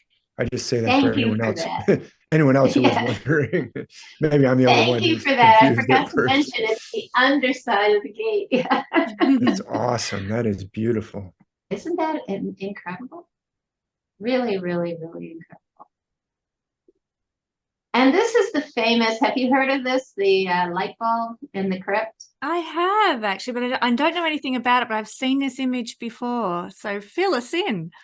Okay, well, this is one. There are 14, if you will, crypts underneath the first floor of the temple, and of course relating to stages of the moon. And this is where they had done moon rituals. But this particular image, there's so many people out there that are calling this the Dendera light bulb, and they have all their theories. And I always hate to remind people that the ancients of Egypt, again, didn't use explosive energies. They used implosive energies, and they had senses that we don't remember that we have as well. However, I don't speak loudly because anything's possible. I can't say for fact what I know to be true. But what I do know about what this expresses is it's actually the first breath that emerges. I have it written out of the lotus flower that appeared on the surface of Nun. So you're basically looking, you can see this serpent as a sine wave, and that's the breath of life. It's the roller coaster ride, right? But it's breathed into this lotus bulb. The lotus itself represents the 4 elements because it comes out of the black earth. It's rooted in the black earth, and it shoots up through the water, right? And it goes up into the air before it opens its petals and gives birth to the sun inside. So you have fire as the last element. And so it is also a symbol of the sun, and it's actually giving birth to a new cycle of the sun as this into a container, which is sort of like that, this Plato's cave expression, if you will. But it is this first breath of life. And how do I know this? This is the birth. Underneath it, when you see the image right here, if you can see my arrow, this is Hathor in her pregnancy position. So she's pregnant with this potential of giving birth. You see the Jed pillar, and it's got the Ka hands coming out of it on top. And Ka is the animating life force. So you can see that it's giving life force to this expression, to the primordial waters of nothing. Here we give birth to this first breath of life. And the frog-headed baboon or monkey or ape, however you want to see it, his name is Upu. And he has the two knives. And one of the ancient myths of creation is that we are born out of the sea of two knives when the lotus emerges. And I believe these two knives are representing we're born into duality. But we could talk about so many things. That both of these Horuses with their hands together, they're both Horus behind the back of Hathor here. And you can see they in a way they represent the positive and negative charge. And who's sitting on this block is He, H-E-H, and he represents the eternal infinite cycles. So yeah, again, things we can talk about. Beautiful. And this is the ceiling, and I have a feeling both you, Kesenya and David, are not going to want to leave this any part of this temple. There's just so much here. So some of the images you had in the your Dendera zodiac, you're going to see on the ceiling, and you know, in it's almost like I always say downstairs everything is linear. Almost in a linear fashion, you know, in two dimensions. And then what's funny about the whole temple, the structure of it, when we go up, we're going to go up and spiral up to the next level where they have the Dendera zodiac, which is, you know, spiraling in a circle. And then when we come down, it's a straight path all the way back down to the night side of the temple. So it's really interesting how they even, you know, the whole structure is speaking to these cycles. Wow. So, and again, if we had time, I would even tell you, you know, more about what some of these symbols here mean, but there's just so much. Hence, we need a whole 2 weeks in Egypt to even scratch the surface. And you're going to want to come back. You know, just in this image on the right, you have, you know, this is, that what you see is Nut, but you see that's Hathor's head, right? But where's her hair? The hair is Nut, right? That and the waters, you can see the waters. Now all you're looking at is you can see the feet in the lower corner, and you see there's an indented scarab beetle. This is Cancer, and it's emerging from the leg of Nut, and it's sort of like the seed of consciousness that's going to be placed in Nut giving birth to the new cycle of the sun as this head, the face, right? Now we have a face that's being born into form in a night cycle. And underneath her chin, you see a structure. It's like a shrine, represents building form. And you can see it has two different pillars. One has dark gray and light blue squares, and the other one has very light blue squares and white squares. So it's almost like both the pillars of Boaz and Joachim, representing duality. We're born into duality. And this face of Hathor changes throughout all the districts and nomes of Egypt as this face, this different signature or archetypal energy that changes within the latitudes of Egypt. Wow. So yeah, that's a lot. Wow. But there's that serpent. If you look to the left of the sun, do you see the little bark with the lotus flower? Yes. Giving birth to the serpent that we saw down in the crypt? That's going into the form, into the container. And in a way, that's an expression of Set. Set is not good or bad. Set is basically spirit contained in form, wanting freedom. That's the chaos.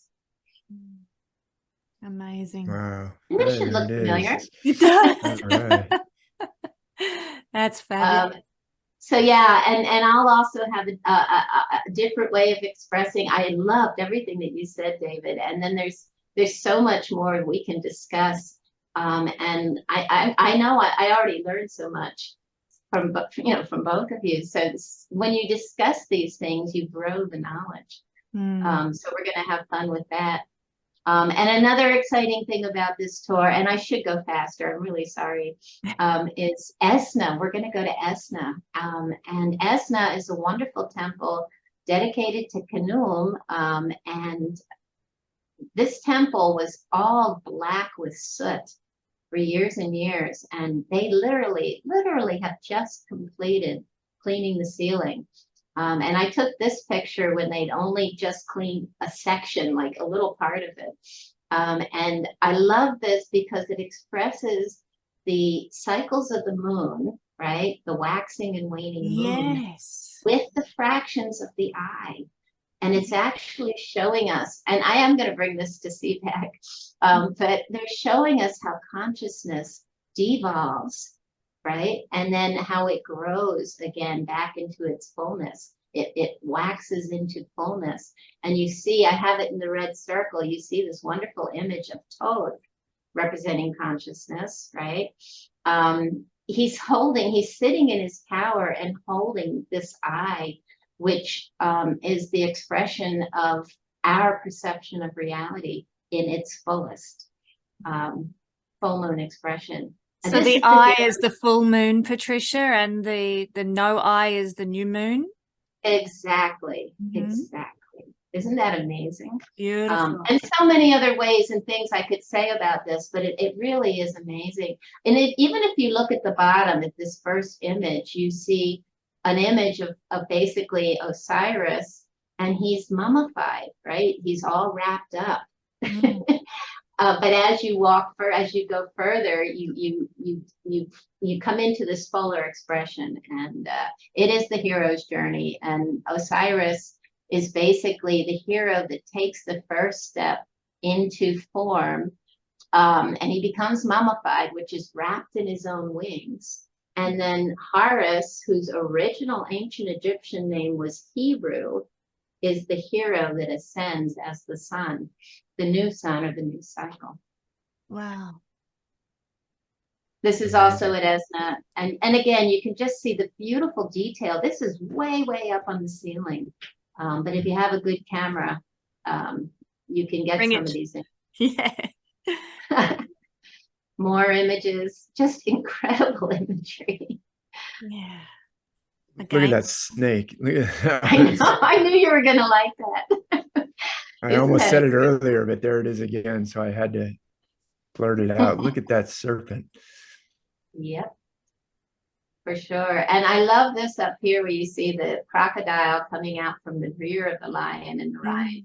These two different faces. The crocodile represents digestion. And of course, the Sphinx represents that first breath of form. So anyway, this is another great place we're going to go to. On the west bank of Luxor is the tomb of Nefertari. And you could see, this is all of the imagery. There's 2 floors. It's just spectacularly painted. Isn't it? And it's exquisite. It is incredible. And so, yeah, we go down, and actually our group will probably be split into 2 because it's not a super big area. So you'll be down there, just our group, and be able to go around, and you can take pictures with your phone, no flash cameras. But some of this imagery is just divine. And this is Karnak. And again, we're looking down that center path. And that's a big, huge Egyptian alabaster or travertine block. And there used to be blocks, some believe going all the way down. And on the other side of the Holy of Holies, you can see it in the middle image. It's tiny. And then I have it on the right image, but on the other side, they have more blocks. Wow. And they date back to the very, very ancient structure. And I will show you things that'll blow your mind here. And on the far left, I have, they're now restoring, or like I said, using chemicals to bring the original paint out. So all of the sites, even for those people that have been to Egypt before, they are restoring Dendera. Oh, every time I go, I'm shocked at what they're bringing things forward that I was only able to see on people that had done pen and ink drawings. Wow. So it's really just exceptional. This is still at Karnak. This is the famous Kepper beetle that they used to say that the locals still do come to different places, usually wells, and at Karnak it's the Kepper beetle.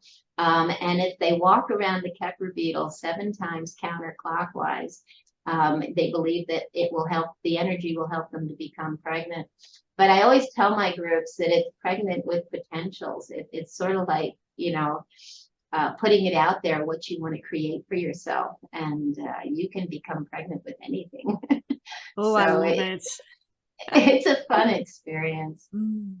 And this again is, have you heard of Sekhmet? I know you've heard of her, but have you, do you understand, or have you heard of her at Karnak? No. Okay, then you're in for an incredible experience.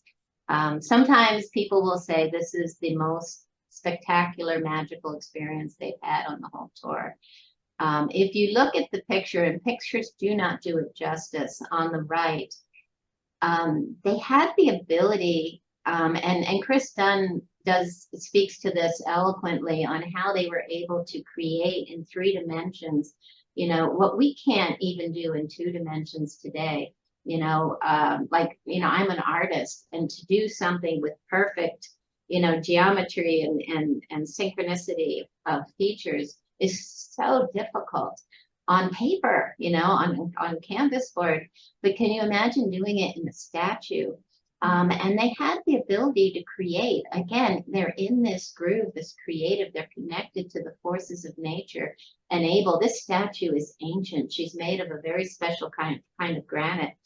And Hakeem said she's probably the oldest statue in the world, still standing in her original spot. Oh, wow. And she's alive. Look at her eyes. When you stand before her, it's like, they were able to embody her archetypal, energy within this statue. And what she represents is incredible. So again, we'll talk about that. They say, the many faces of Sekhmet, because she will tell you what you need to hear, not what you want to hear, if you have, eyes and ears to perceive it. Mm. And there's our cruise ship. Yay. So yeah, going down the Nile, there's nothing like it in the world. It's almost like you're looking, some of the farming methods are the same that they've used for hundreds, if not thousands of years.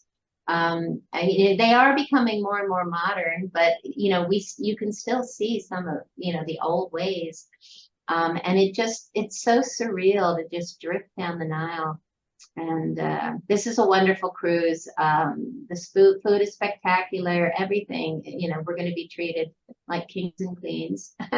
That's all included in the price, isn't it, Patricia? That's all included in the price. So this is the upper deck where, once we get on the cruise, after going to all these amazing sites, we get a few days to put our feet up and maybe do a few lectures and do some stargazing at night with Dave.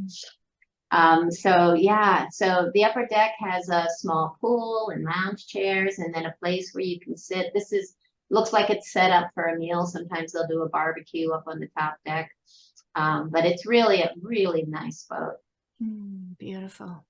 Here's the dining area, which is usually on the lower level. You can see the water, it's the same level. Yeah. And then the bedroom. So you can see it's just a beautiful, beautiful Lovely. cruise. The Nile goddess. Sinista boat. Mm. And this is Edfu. You can't miss Horus on the right. Wow. This temple has just so much within it. I wouldn't even know where to begin. This is the Holy of Holies. They do have it closed.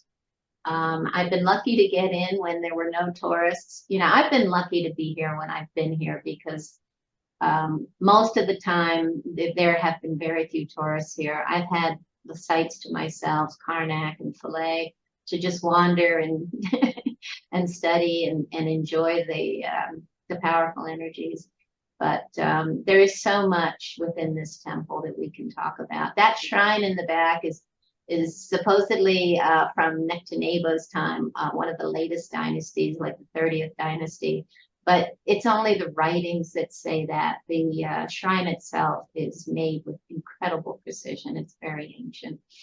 And that's a wooden replica of what could very well be a kind of symbolic Ark of the Covenant. So something else we're going to talk about too along the tour is that expression and the places they think it might have been. This is Kamambo, and as we cruise down the Nile, we stop. I think we'll go to Edfu in the morning, and then in the afternoon we'll go to Kamambo. And it's the temple dedicated to Horus the Elder and the crocodile netter Sobek. And basically the two sides of self. And I sent this image to you, David, in one of our emails. This is at Kamambo, and we're going to spend a little time, as long as there's not a whole, and there may be a whole bunch of groups waiting for us, but there's so much to talk about within this expression of the 4 fixed signs of the zodiac. Unfortunately, Aquarius has been damaged. And can you see the shrine? It has ears. And it's where we get the phrase, the walls have ears. Oh my goodness. And eyes. Look at that. And eyes, yes. And I also want to point out, take a look at the lion, because he's got 4 heads facing one direction and 4 heads facing the other. Again, many different ways to look at this, but it does bring to memory what Herodotus said, that the ancient priests that had told him and passed down that the sun had risen in the east at least 4 times and in the west at least 4 times. So it's spectacular. And the wings, you know, the 4 living creatures with wings.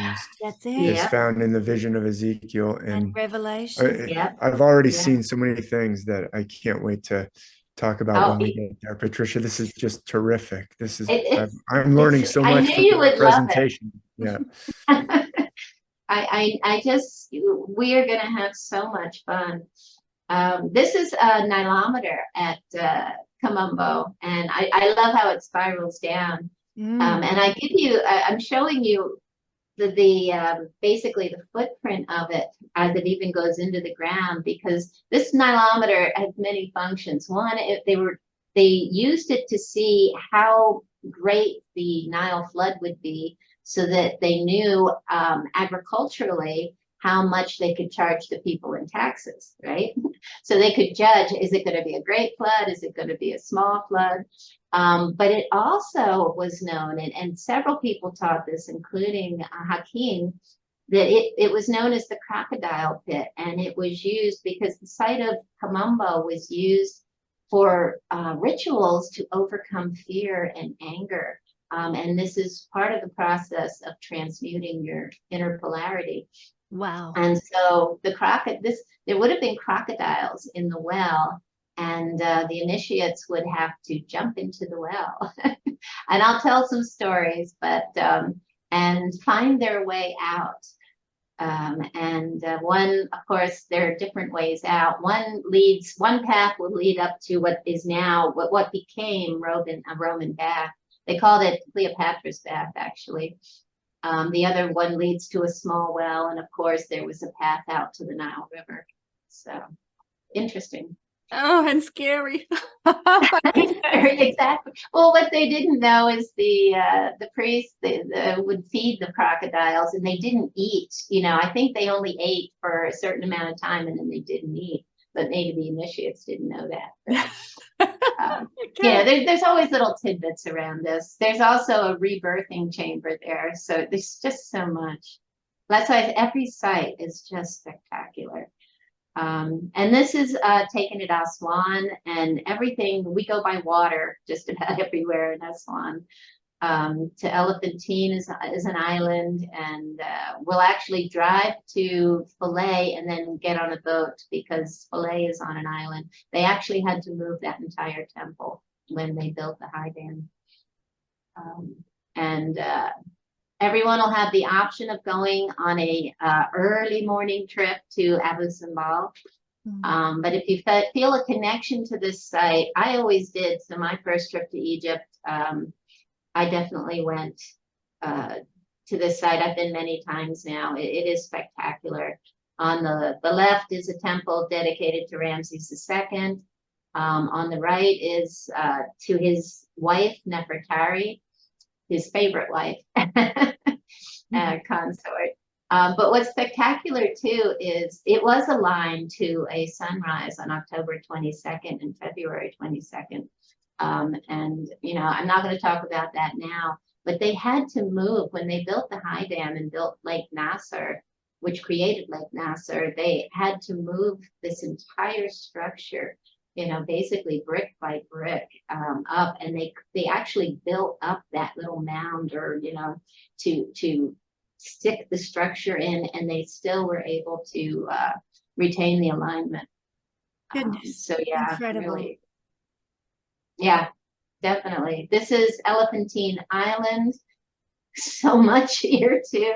On the right is a temple dedicated to Satet, a feminine netter who was associated with Sirius. And the temple is aligned to Sirius. There is there's 7 ancient Old Kingdom pyramids, and one of them is on this island. All of those, they're throughout Egypt along the Nile. All of them are aligned to the Heliacal Rising of Sirius. So very, very important, dating back to even pre-dynastic times. And the image on, that was the left, on the image on the right is underneath the Satet temple. And Hakim had always said that underneath every Holy of Holies was 2 boulders. And so, you know, they agree that this particular site here is probably one of the most ancient. And it's underneath the temple. Now, I only got into this particular chamber once, but we'll be able to look through and take pictures. And yeah, very ancient. And, you know, Graham Hancock has talked about this along with a few others, that it's more than possible that the Ark of the Covenant was brought down to Ethiopia and down the Nile, and it's believed to have been hidden on the island here at Elephantine for, you know, a couple hundred years. It was 600 BC, I believe. There was a Jewish community living there, and we'll see some of their structures as well. But they always look to another side, which I'll show you in a moment. Well, no, I don't have a picture of that. But my feeling is if they were going to hide it, they would have hidden it down here. And I believe there's an underground tunnel that might have even, we know these are on the island, would have connected it to where the Jewish community was living. But who knows? Things again we can talk about. This is a shrine. Again, look at the precision. This is huge. That is basically on its back here. And lots of theories about how this destruction happened. We're going to see, you know, there's a few shrines on their backs and basically destroyed. We know that Muhammad Ali was here and caused some destruction. People talk about, you know, minor cataclysmic events. But yeah, this, again, this particular place back to pre-dynastic times, and you see layers and layers of different cycles of civilizations living on this particular island and throughout Egypt. And this is a beautiful image of Hathor. And here you can see her hair. It's a little damaged on top, but it's the Omega symbol. It is the womb that gives birth to the face, the seed of life, or Horus. You know, her name is the place of Hor, or the, you know, Horus, the seed of life. And this is Philae. And as I said, we'll take a boat. We get to, you know, on the boat, we'll go past the temple, and then we'll get on the island. And it's just always beautiful and spectacular. And the scene on the right is from the Holy of Holies there, and it's Isis and her consort or lover Osiris between her wings. And here are the gates. You can imagine yourself walking up as the ceiling's coming down lower. And every time you move through a gateway, you're entering a different field of energy. Beautiful. And then we'll go back to Cairo, back to Giza, to our same hotel. And we'll have our 2 privates. We already saw the Sphinx. We'll have an hour between the paws of the Sphinx, which is probably one of the most powerful spots on Earth. And we'll talk about why when everybody comes. And then we'll go into the King's Chamber in the evening. And when we come out, we'll see the sun setting. And inside the chamber, this is the box that you'll see in the king's chamber. And it's so resonant. The tonal qualities are incredible. Everyone will have an opportunity to experience the box if they want to. And the toning, are you familiar with toning? I'm not personally. David, are you? Go ahead and tell us. I'm Okay. not familiar. It's toning to create resonance, sound resonance. So what's happening is you're in this, this granite chamber, and as you're toning, and if you tone in the box, you're creating these resonant sound waves that you can actually feel within your body. And our bodies are made up of about 70 to 80% water. So if you're familiar with cymatics, it's, the frequency, the harmonic frequencies create different patterns. Even Massimo Emoto spoke about these things. And the healing and the benefits from this resonant energy, you become addicted to it, I'll be honest. There's several places that I really love to go. And you just bathe in this energy, and it's known for healing. I've had healings myself within this energy. You can do harmonic toning. I've experienced people having spontaneous healings in the King's Chamber.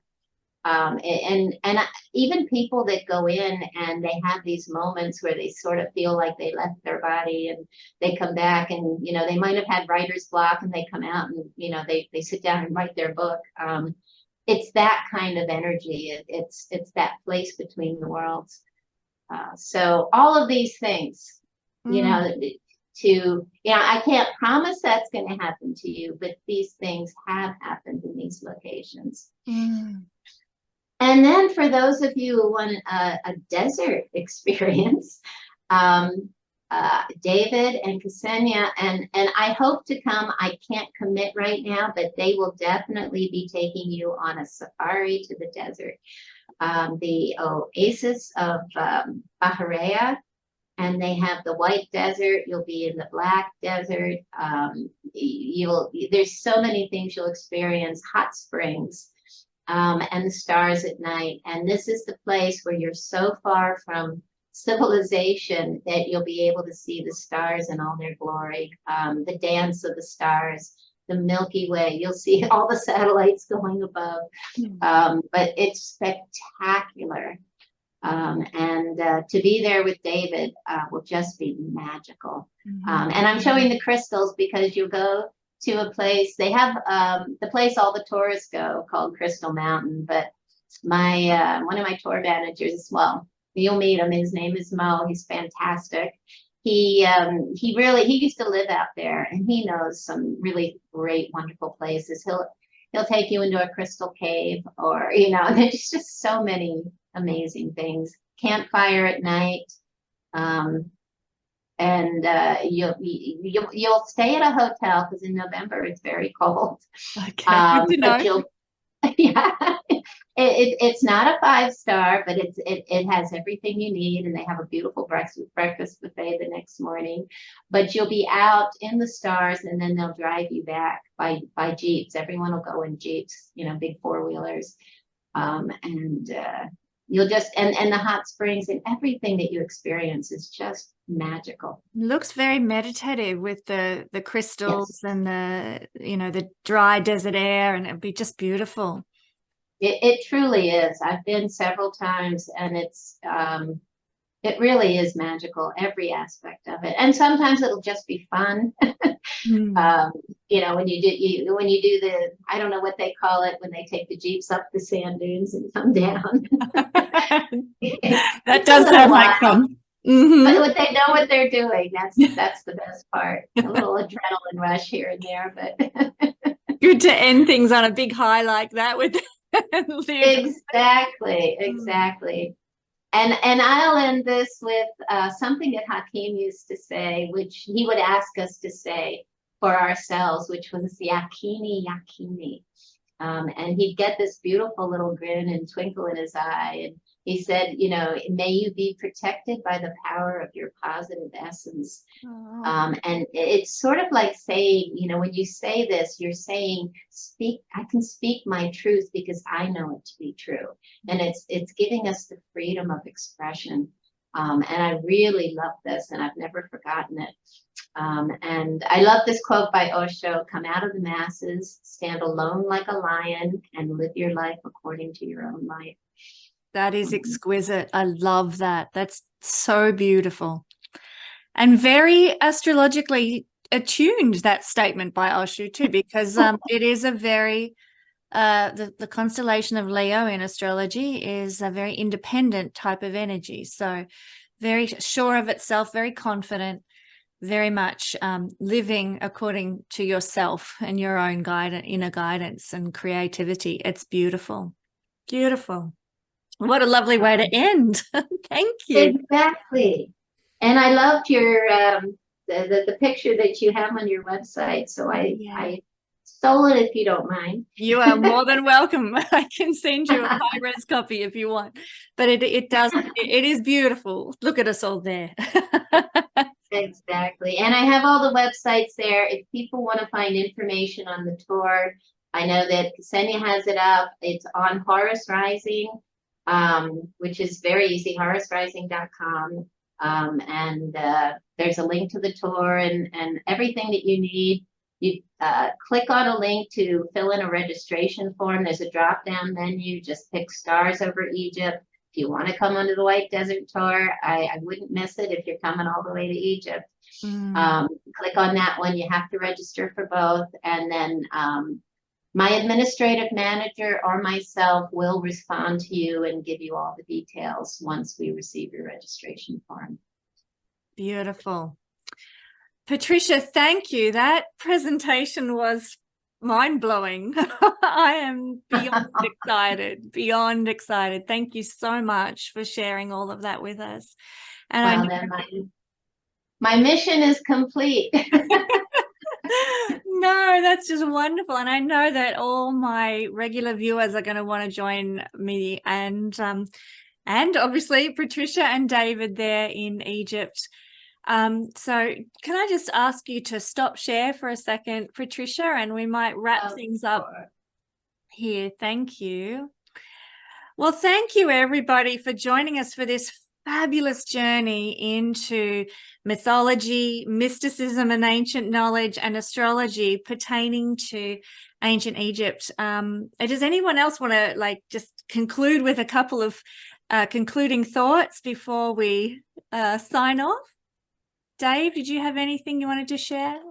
That was really a beautiful presentation, Patricia, and I loved your two quotations at the end are basically a benediction. They're a good saying, a positive, go forth. And you tied in the lion, even in the quotation from Osho. And I just thought the whole, those two quotations together at the end, nothing more can be said to top that. Really looking forward to seeing you, Patricia, in California for CPAC, and then a year later, this tour in Egypt is just, I'm so excited. I can't wait already. Me too, really. Yeah, I've thought about doing this with you for years, and I love that it's all coming together, and Kesenya will be a part of it. And yeah, everything is always in its perfect time. Exactly. So if you would like to join us, head on over to the links that are in the description below for this video. Come and spend some time in Egypt with Patricia, David, and myself. Astrology, mythology, and mysticism with ancient knowledge. I mean, could it get any better? Thank you, Patricia and David, for joining us for this video. And thank you to my audience for joining us here and watching, and for hopefully joining us in Egypt in November 2024.